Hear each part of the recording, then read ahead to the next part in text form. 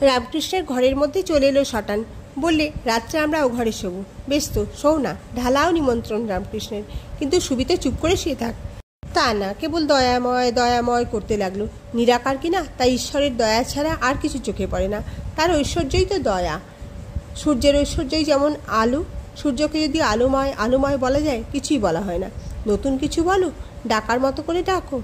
যে ডাকে শুধু দয়া দেখাতে আসবে না, ভালোবাসায় গলে জল হয়ে যাবে। ব্রাহ্মভক্তরা কেশবের স্তুতি আরম্ভ করলে। বললে, কেশববাবুকে ধরো, তাহলেই তোমার ভালো হবে।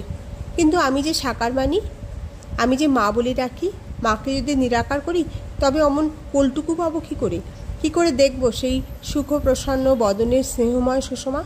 মা কি আমার সামান্য? মা আমার অনন্ত রূপিণী। মা আমার কালাভ্র শ্যামলাঙ্গী, বিগলিত চিকুরা, খর্গমুণ্ডভিরামা, মহামেঘপ্রভা, শ্মশানালয় বাসিনী। বলতে চাও এমন রূপটি আমি দেখব না নয়ন ভরে? দেখব না তো আমার নয়ন হলো কেন? শোনো, কমলাকান্ত কি বলেছে দেখো, শুনতে শুনতে দেখো কিনা চোখের সামনে।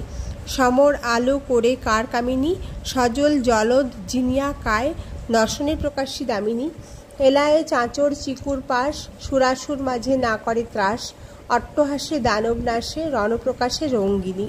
কিবা শোভা করে শ্রমজবিন্দু, ঘন তনু ঘেরি কুমুদ বন্ধু, অমিয় সিন্ধু হেরিয়া ইন্দু, মলিন একার মোহিনী। এ কি অসম্ভব ভবপরাভব, পদতলে সব সদৃশ নীরব।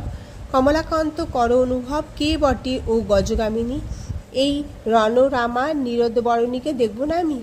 আহা, দেখো দেখো, শোনিত সায়রে যেন নীল নলিনী ভাসছে। তবুও ব্রাহ্মভক্তরা কেবল দয়াময় দয়াময় করে, ঘুমুতে দেবে না রামকৃষ্ণকে। তখন রামকৃষ্ণের ভাবাবস্থা হলো। সেই অবস্থায় আরূঢ় থেকে বললে সেই ভক্তদের, এ ঘর থেকে চলে যাও।